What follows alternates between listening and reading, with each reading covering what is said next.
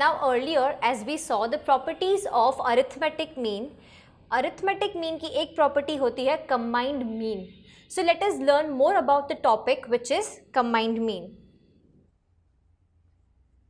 Now in combined mean you are given two or more distributions, आपको to or more distributions दिए हुए सकते हैं और आपको उसमें क्या करना है, आपको उसमें उसके अरिथमेटिक मीन्स भी दिए हुए होंगे and total number of items, उस डिस्ट्रीब्यूशन में टोटल नंबर ऑफ कितने ऑब्जर्वेशन है वो भी आपको दिए हुए होंगे. आपको एक फॉर्मूला है इजी सा, उसमें सारी वैल्यूज़ को बस पुट करना है. The formula is x1 and 2. अब यहाँ पे मीन 1 and 2 क्योंकि हमें यहाँ पे दो डिस्ट्रीब्यूशन दिए गए हैं. दोनों डिस्ट्रीब्यूशन का जब आप कंबाइंड मीन निकाल रहे हो so it is known as x1 and 2 is equals to n1 into x1 plus n2 into x2 upon n1 plus n2. n1 और n2 क्या है, हमारे total number of items observations. x1 और x2 क्या है, आपके दोनों अरिथमेटिक मीन, दोनों डिस्ट्रीब्यूशंस के arithmetic means. Now let us see one small numerical on this. Suppose you are given x1 and x2. Okay, let's से आपको यहाँ पे मीन दिया हुआ है, ये आपकी अंडरस्टैंडिंग के लिए है, आपको क्वेश्चन में सिर्फ mean and number of items दिए हुए होंगे. Now your first mean is 12 and second is 20. Number of items is 80 and here it's 60. आपको ऑलरेडी मैंने x1 और x2 बता दिया है which is 12 and 20. Now ये जो हमारे हैं numbers which is 80 and 60, those are n1 and n2. हमारे पास चारों वैल्यूज़ हैं जो हमें फॉर्मूला में चाहिए. Now let's put all the values into the formula. The formula is x1 and 2 is equals to n1 x1 n2 x2. आपके पास है n1 और x1 80 into 12 plus n2 and x2 which is 60 and 20 upon n1 plus n2. आपका n1 है 80 और आपका n2 है 60. अब इसको कैलकुलेट कर लेते हैं फर्दर. यहाँ पे आपका आंसर आएगा 960 and here you will get the answer 1200 upon 140. On solving this you get the final answer which is 15.43. So did you see, it was so easy to solve the combined mean. Now let us see more numericals of combined mean. So here we are with the second numerical of combined mean. Let's read the question. You are given the mean wage of 100 workers which is 284 and आपको उसमें दो distribution दिए गए हैं. The first one is of 70 workers, the mean is 290 and the second distribution is 30 workers. You have to find out the mean of 30 workers. Now let's put the formula and let's see which values are missing. The formula is x12 is equals to n1 into x bar 1 plus n2 into x bar 2 upon n1 plus n2. हमें यहाँ पे क्या क्या दिया गया है, हमें already x1 1 and 2 जो कंबाइंड मीन है वो हमारे पास ऑलरेडी है विच इज 284. आपके पास n1 है, मैंने आपको बोला दो डिस्ट्रीब्यूशन मिले हैं आपको, 100 में से दो डिस्ट्रीब्यूशन है. The first one is 70 and the other one is 30. सो आपका जो फर्स्ट डिस्ट्रीब्यूशन है n1 it is 70 into you are given the x1. आपका 70 वर्कर्स का मीन वेज है 290. Let's put it here and you are given n2. n2 आपका है 30 workers और उसका मीन वेज आपको फाइंड आउट करना है. So this is our missing value upon 70 plus 30.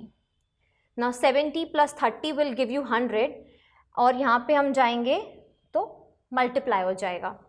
So 284 multiplied by 100 will give you 28,400 is equals to 70 into 290. This will give you 20,300 plus 30 x bar 2.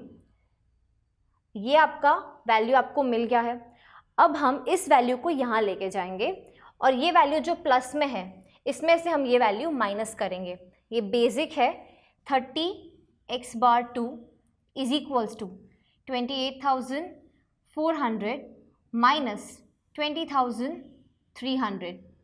So you get 30 x bar 2 is equals to 8,100. Now you have the figure 30 and you have the figure 8,100. Divide them and you get the answer which is 270. Divide both of them. X bar 2 will be 8,100 divided by 30 and this will be your final answer. Let's go on the third numerical. So in this third numerical you are given x1 and 2. Again आपको आपका x1 and 2 और आपका पूरा n, okay, the whole distribution which is 50, the class of 50 students and उनका mean भी आपको मिल गया है which is 5. It is already given over here. So x1 and 2 is 5. This is already given. ये value यहाँ पे लिख देते हैं बिकॉज ये हमें ऑलरेडी दी हुई है. आपको उसके बाद दो डिस्ट्रीब्यूशन दिए हैं 50 के अंदर. The first distribution is of 40 students who passed the exams and the distribution second number जो है 10 स्टूडेंट्स का जो उन बच्चों ने एग्जाम फेल कर दिए. सो आपका again n1 is 40 and n2 is 10. आपको दोनों में से किसी का भी मीन नहीं दिया गया है. हमें सिर्फ कंबाइंड मीन दी गई है. हमें ये सारे मीन निकालने हैं अपने आप. नाउ यहाँ पे आपको जो डेटा दिया गया है इसमें फ्रीक्वेंसी आप गिनी है students. It is 40. This will be 40. So sigma F is 40. That means ये आपको n1 का डेटा दे दिया गया है. आपको अपने आप इसका मीन निकालना है जैसे हम पहले भी करते थे. आपको f की वैल्यू दी गई है और x की वैल्यू दी गई है. सिंपल fx निकाल लेते हैं. 4 8s are 32, 5 10s are 50, 6 9s are 54, 7 6 are 42, 8 4s are will give you 32 and 9 3s are will give you 27. fx का सिग्मा चाहिए, that means total. So fx will be 237. Let's find out x1 क्योंकि आपको इसका पूरा data दे दिया गया है. Let's put it into the formula.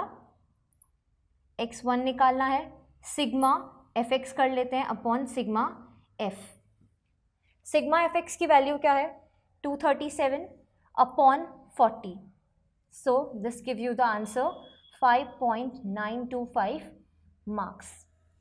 This means आपको आपका first mean that is x bar 1 आपको मिल गया है. This is no more a question mark. So ultimately वापस x bar 2 ही missing है. अब वापस सारी values formula में put कर देते हैं and let's find out the x bar 2. So the formula is x1 and 2 is equals to n1 into x1 plus n2 into x2 upon n1 plus n2. आपके पास सारी वैल्यूज़ यहाँ पे available है. Let's put the values into the formula. ये आपको already given है x1 and 2 which is 5. तो यहाँ पे पुट कर देते हैं वैल्यू. n1 और x1. n1 है आपका 40 ये रहा और x1 भी हमने अभी फाइंड आउट किया है. सो 40 इंटू 5.925 प्लस n2 आपका क्या है 10. यहाँ पे लिख देते हैं. x बार 2 हमारे पास नहीं है मतलब हमारे पास सेकेंड मीन नहीं है. Upon 40 plus 10 this becomes 50 when you multiply 50 by this becomes 250. Now when you multiply 40 into 5.925, this gives you the answer which is 237 plus 10 x bar 2. ये हमारी मिसिंग वैल्यू है x bar 2. नाउ 250 में से 237 को minus कर देंगे. Let's write down 10 x bar 2 is equals to 250 minus 237. This will give you 10 x bar 2 is equals to 13. हमें चाहिए x bar 2 की value. x bar 2 is equals to 13 upon 10 which will give you the answer which is 1.3. ये हमारा final answer है. हमें x bar 2 निकालना था. आपको कंबाइंड मीन दे दिया गया था. आपने x bar 1 निकाला. दैट मीन्स आपने n1 और n2 आपको दिया हुआ था. आपने ये डेटा यूज़ किया. आपने फर्स्ट वाले का मीन निकाला और ये हमने फॉर्मूला में सारे वैल्यूज़ पुट करके the second mean which was not given to us. ये उन बच्चों का डेटा है 10 students which failed the exams and you get the mean which is 1.3.